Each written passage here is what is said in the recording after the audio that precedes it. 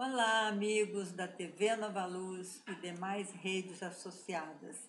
Estamos muito felizes com esse trabalho de Depois da Morte, que é um grupo de estudos. A TV Nova Luz é esse centro espírita virtual que o seu desejo é que nós alcancemos muitos corações a fim de falarmos de Jesus com a tranquilidade, com a alegria que ele merece e espera que sejamos capazes de construir esse mundo da regeneração.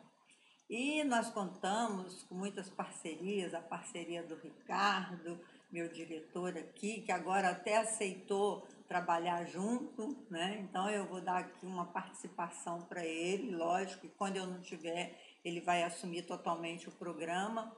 Mas já vamos falar também em outros programas a respeito disso. O programa de hoje, nós estamos entrando já na quarta parte do livro de Leon Denis, onde ele fala do além. Nessa quarta parte, ele fala sobre a vida no espaço, a erraticidade, a vida superior, o inferno e os demônios. Quanto assunto, meus irmãos! E o que é erraticidade? A erraticidade é a dimensão espiritual.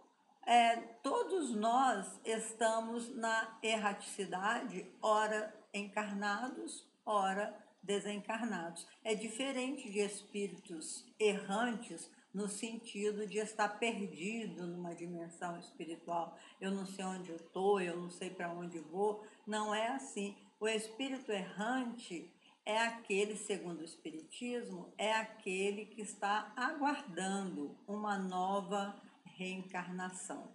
Mas muitas pessoas utilizam esse errante como se o espírito estivesse perdido, alucinado, está errante, ora para um lado, ora para o outro, e não é nada disso. Espírito errante é aquele que está aguardando uma nova reencarnação na dimensão da vida diferente da dimensão de encarnados. A gente sabe que existe muitos planos, né, muitas dimensões, dependendo do estado vibracional que cada espírito tem, né, podemos dizer assim. A importância das vestes espirituais. Leon Denis fala muito a respeito do perispírito, ou corpo perispiritual, ou corpo espiritual, ou psicossoma, como diz André Luiz. Esse corpo espiritual que nós recebemos quando fomos criados, que é formado de fluidos, né? Fluido cósmico universal, ele tem a capacidade de absorver o elemento material do globo onde ele vai encarnar. Nós estamos fazendo este programa gravado porque temos que fazer uma viagem, estamos deixando alguns programas gravados, por isso não vamos entrar ao vivo agora, mas no momento que for passar esse programa, eu estarei ao vivo. De onde eu estiver, eu entrarei no chat para conversar com vocês. Mas, por enquanto, esse programa é gravado porque estou viajando, estou precisando ir aos Estados Unidos para ver minha filha. Enfim, meus irmãos, a erraticidade é isso que nós colocamos, essa possibilidade, né, de nós irmos habitar uma nova dimensão, na certeza de que nós não vamos morrer nunca. A morte não existe. A diferença do espaço, os diferentes espaços, como diz Leon Denis, depende da elevação da sua alma. O que você acha disso, Ricardo? Eu? Já que você vai participar do nosso programa, eu quero que você fale qualquer coisa. Aqui, entra aqui mais pertinho, né? Não é que você vai falar sem aparecer. Deixa eu ver se eu chego aqui. Cheguei. Chegou, deu? Deu. Deu. Oi, gente. Bom, o que nós podemos dizer é que não existe para o Espiritismo a dualidade corpo e alma. nós somos um só. Nós é que nos absorvemos de camadas tanto mais densas quanto mais denso for o planeta que nós vamos, por algum tempo, né, seguindo as regras de tempo de cada planeta, habitar. Então, nós somos um espírito que se reveste com o fluido do planeta, ali, o fluido espiritual daquele planeta, e além do fluido espiritual daquele planeta, para nos dar a forma de habitantes daquele planeta, nós vamos também usar o fluido material daquele planeta para, enfim, se revestir de um corpo físico.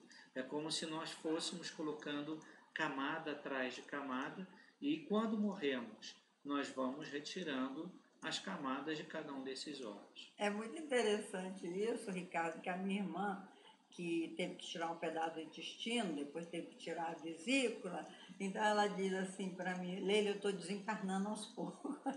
Exatamente. Só que ela está tirando as camadas físicas, né? E as camadas que o Ricardo está dizendo são as camadas perispirituais, que são físicas também, mas é um outro tipo de elemento material, Exatamente. né? É mais um elemento mais rarefeito.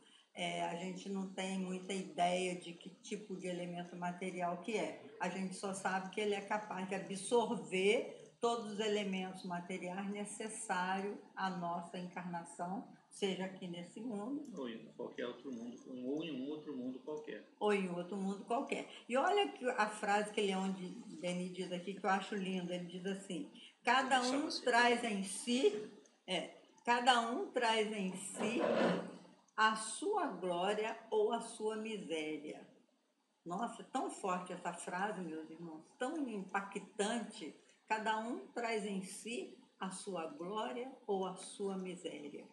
O que será que esse mestre do saber, esse mestre espiritual, quis nos advertir com relação a isso?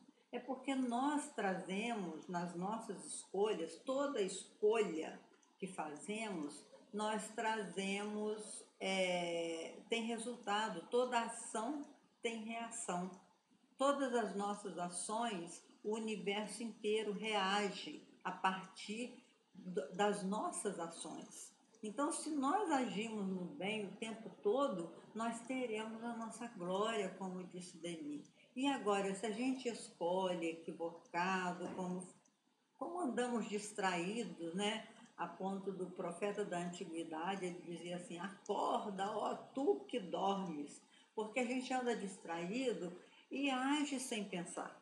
Então, as nossas ações, que são assim, feitas dessa forma, sem pensar, acabam se tornando em dores para a nossa vida. Por isso a gente diz, por isso Denis diz, cada um traz em si a sua glória ou a sua miséria. Esse corpo perispiritual, diz Leon Denis, é um reservatório de fluidos que a alma põe em ação pela sua vontade. Olha que afirmativa também interessante, né? Ele fala sobre a vontade. A vontade é essa energia poderosa que caracteriza os filhos de Deus. Os filhos de Deus, porque o animal é filho de Deus também. Também tem vontade, mas não tem consciência. A vontade do ser humano, do homem sapiens, digamos assim, a vontade deveria ser consciente. A gente deveria conseguir controlar o nosso subconsciente, os nossos impulsos subconscientes, porque é a partir da observação dos nossos impulsos é que nós vamos nos autoconhecendo e podendo domar as imperfeições da nossa alma.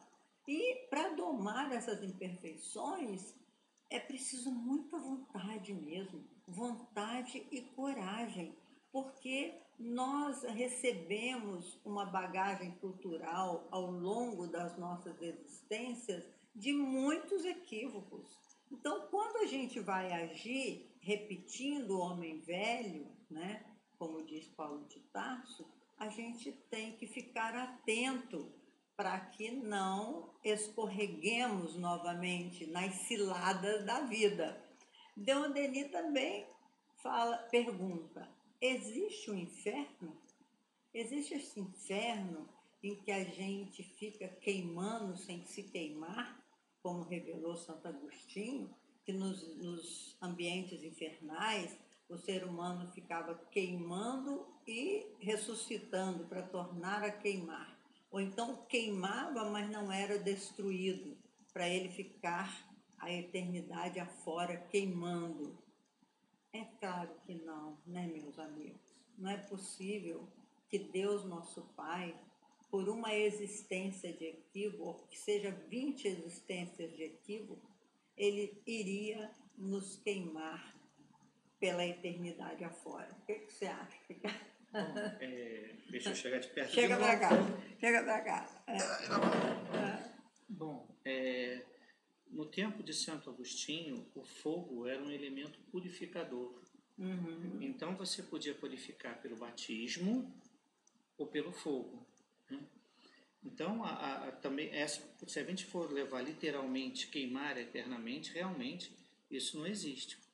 Porém, se a gente for pensar que o fogo é um elemento purificador, aquela alma está passando por aquele fogo purificador para poder reparar os seus erros, para poder, enfim, ser livre.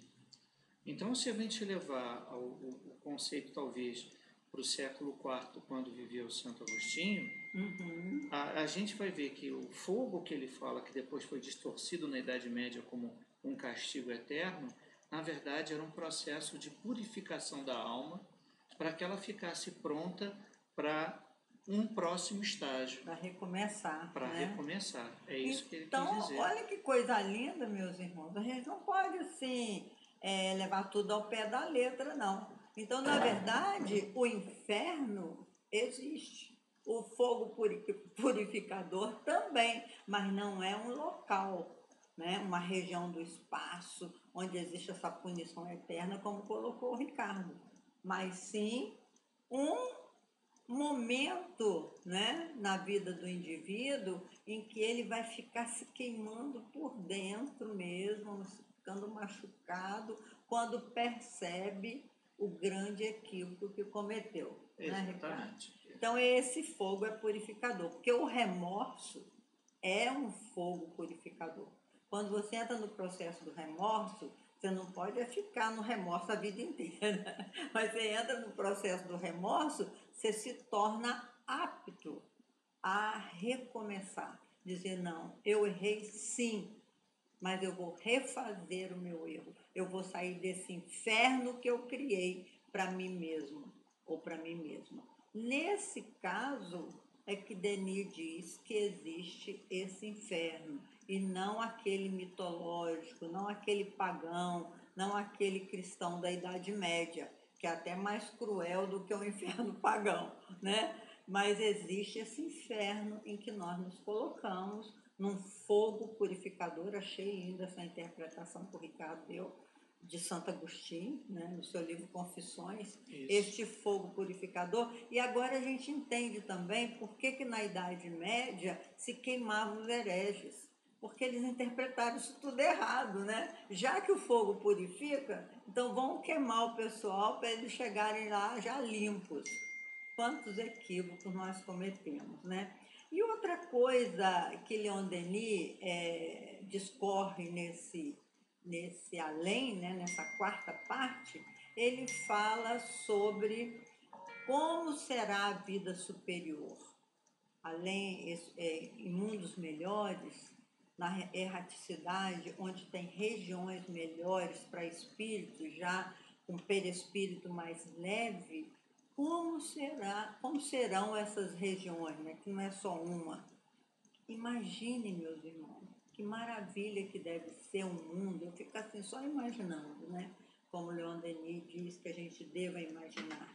Um mundo onde as pessoas se amam, onde as pessoas se respeitam, onde as pessoas não têm medo uma das outras, onde ninguém passa a perna em ninguém, onde você não precisa esconder suas coisas, que elas não vão serem roubadas, onde existe muito afeto entre as pessoas.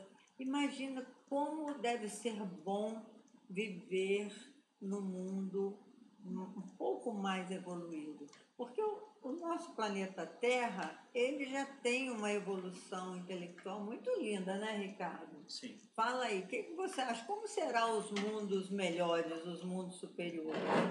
Chegando de novo. Chega pra cá. Aqui que é minha cadeira. Eu botei mal colocado essa cadeira, eu não posso chegar para lá. Um mundo superior ou um mundo feliz é aquele onde a predominância do bem em relação ao mal. Não existe mais o mal. Em outras palavras, as pessoas devem se autogovernar, porque elas já têm a moral necessária, já têm a ética na prática, podemos dizer assim, porque no nosso planeta ainda a ética é uma coisa conceitual, né? Você não vive a ética na prática, porque, apesar de que ela deveria ser vista assim, mas nós temos muito mais conceitos éticos do que propriamente a vivência ética. Então devem ser lugares, aí eu vou extrapolar um pouco a minha imaginação, onde a vida de cada um de nós é governada por nós mesmos. Praticamente, como diz os hindus, né? O Deus que habita em mim, ame e respeite o Deus que habita em você. Uhum. E a partir daí as relações vão ser muito mais equilibradas, mais voltadas ao amor, à divindade, ao entendimento do Cristo dessas orbes, né, do governante desses mundos, e eles praticamente devem não existir mais sequer a natureza como nós a conhecemos. E o processo reencarnatório deve ser algo tão suave que se confunde os encarnados com os desencarnados. É a nossa impressão. E isso é bonito que o Ricardo falou. Eu acho também, meus irmãos, que nos mundos mais desenvolvidos a gente não vai ter tanta doença, né? Porque não vamos atrair tanta bactéria para o nosso organismo, a nossa imunidade não vai ser uma imunidade super baixa como porque assim o nosso egoísmo faz com que nós tenhamos regiões ainda no mundo que proliferam os vírus e as bactérias. E o nosso grande equívoco é achar que esses vírus e bactérias vão ficar lá, distantes de nós. Não vão. Eles vêm para a nossa mesa. E a violência que a gente pensa que está lá, vem também sobre nós, pelo fato de agirmos com tanto egoísmo num mundo tão mal dividido, vamos dizer assim, socialmente falando, né? Porque é claro que sempre haverá de ter pobres e ricos, porque cada um tem um potencial. Não estamos aqui fazendo apologia de igualdade, não existe. Isso é utopia. Mas estamos falando que a fome, ver uma pessoa nesse mundo ainda ter gente passando fome, ainda ter regiões inóspitas que não tem esgoto, não tem luz, não tem água, não tem nada, isso daí é um erro de todos nós, do nosso egoísmo, do nosso orgulho milenar. Então, meus irmãos, Leon Denis, ele desenvolve esse assunto e fala também que os espíritos de ordem inferior são cegos no meio da natureza. Olha que coisa bonita ele diz.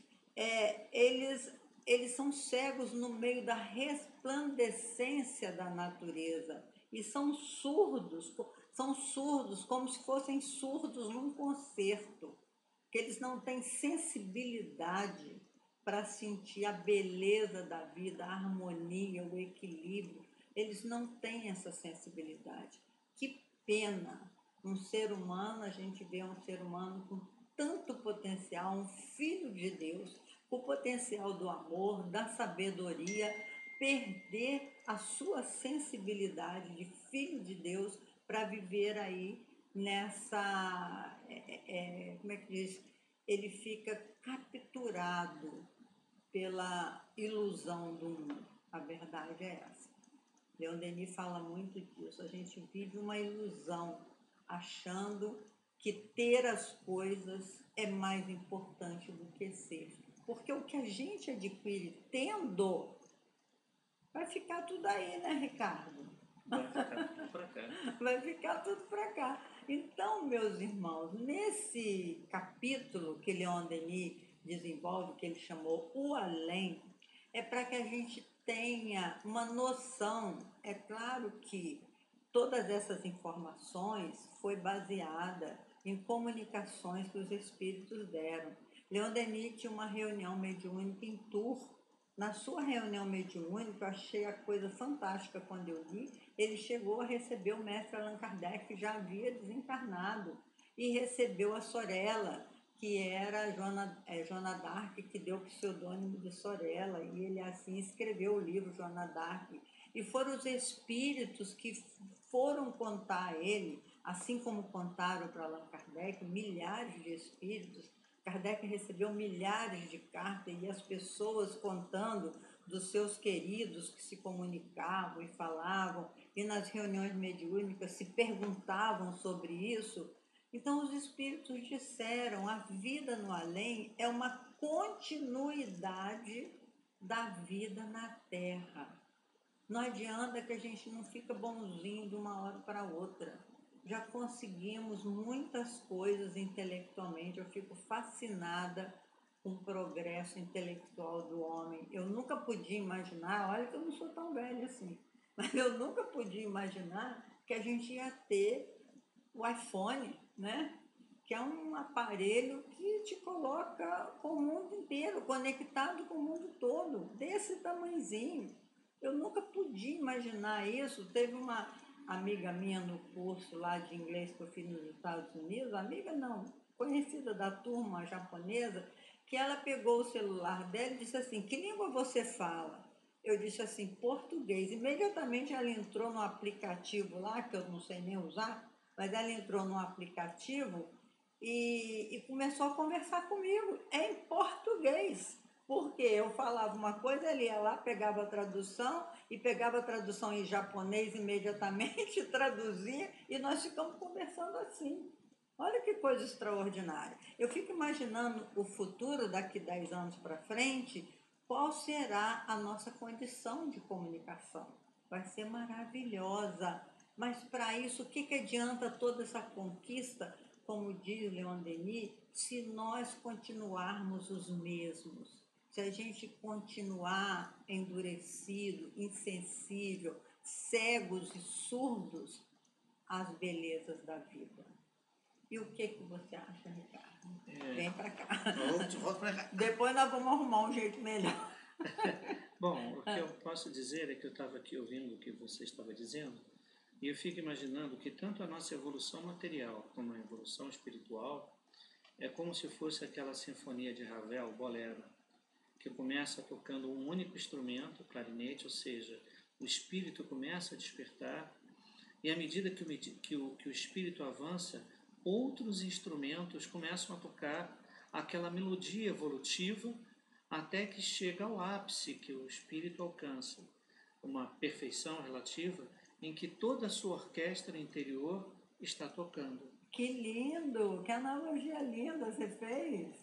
Para quem conhece o Bolero de Ravel, conheço, né? Todos nós conhecemos, eu acredito. Ele representa para mim o processo da evolução, onde tudo começa com um simples instrumento, ou seja, o espírito desperta a sua consciência e começa a criar a sua melodia. É lógico que cada um de nós deve ter a sua sinfonia pessoal, onde cada vez mais instrumentos como a bondade, a paciência, a tolerância, a resignação começam a tocar para formar a nossa sinfonia. Que lindo que é, né? Imagina a sinfonia de Deus, né, meus irmãos? Nós estamos falando de um prelúdio, né? Kardec fala poeticamente também isso, o prelúdio das idas e das voltas, que não deixa de ser uma grande melodia de Deus, a possibilidade de você estar aqui agora, amanhã você está numa outra dimensão, amanhã você está numa outra personalidade, né? Que cada existência você assume uma personalidade. E hoje eu estava pensando na personalidade de Joana de Ângeles, até foi meu filho que despertou comigo isso. Falou, mãe, como é que pode o espírito de Joana Em várias encarnações, ela recebeu o mesmo nome, Joana. Agora, segundo Hermínio Miranda, agora fugindo um pouquinho do nosso assunto, muitos espíritos escolhem manter o mesmo nome. Eles sugerem, com certeza, a mãezinha, né? E ela acorda, desperta com aquele nome, né? E sugerido pelo espírito. Mas isso precisa ser uma alma mais evoluída, como é a de Joana de Ângeles, né? Verdade. Já está no nosso tempo? Já pode ter. Sim, 25. 25? É. Ah, então nós estamos terminando, meus irmãos. Então, falando assim de música, Leon Denis escreveu também um livro sobre a arte e o espiritismo. E ele cita no seu livro o que é essa harmonia. Quando você entra num espaço em que existe harmonia psíquica das pessoas, você sente um bem-estar enorme. Aquela pessoa irradia, aquele ambiente te abraça, te faz bem, irradia bondade para você, irradia equilíbrio.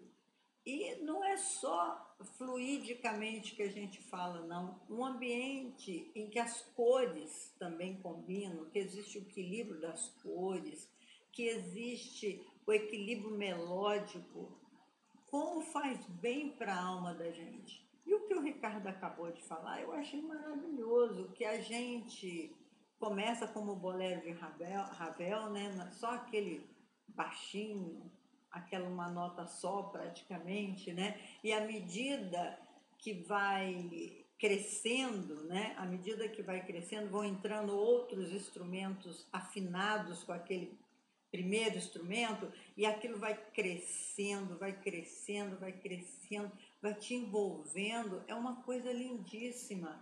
Então eu imagino também, como colocou o Ricardo, que à medida que a gente vai ampliando o nosso conhecimento, seja intelectualmente falando, seja conquistas morais, nós vamos ampliando a nossa condição de perceber a harmonia universal. Leon Denis cita nesse livro, O Espiritismo e a Arte, ele cita como que Beethoven ele entrava num transe para entrar e aquelas harmonias, né, vinham na sua cabeça assim prontas. Conta na história de Beethoven que ele foi aluno de Mozart.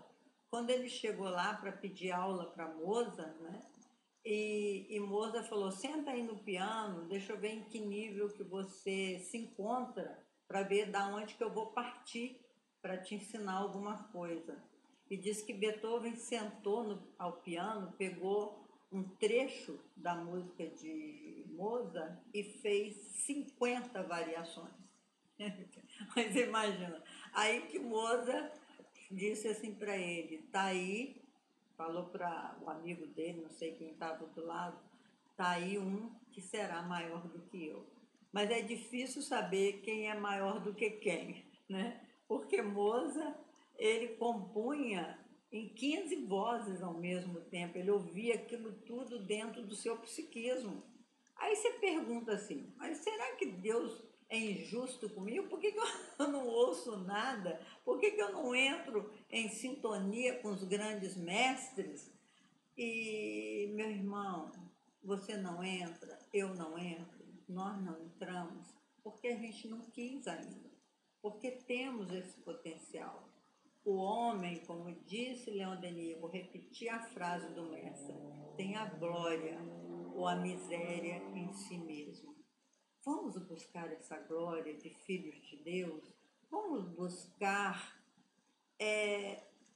emancipar a nossa alma, deixar de ser criança rebelde. Os Espíritos são tão carinhosos com a gente, eles dizem, vocês não são maus, vocês são ignorantes, no sentido de ignorar.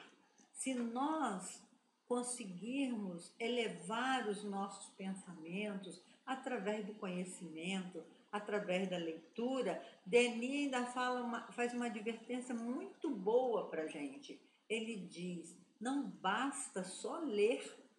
Aqui meditar a respeito da leitura, porque é preciso que a gente entenda e compreenda o conceito novo. Assim, eu tenho a certeza absoluta que nós iremos construir esse mundo melhor, esse mundo superior que os espíritos vieram contar a Denis, a Kardec, a tantos outros médios que se propuseram a receber essas informações. Muita paz para todos, e fiquem com Deus e até o nosso próximo encontro, se Deus quiser.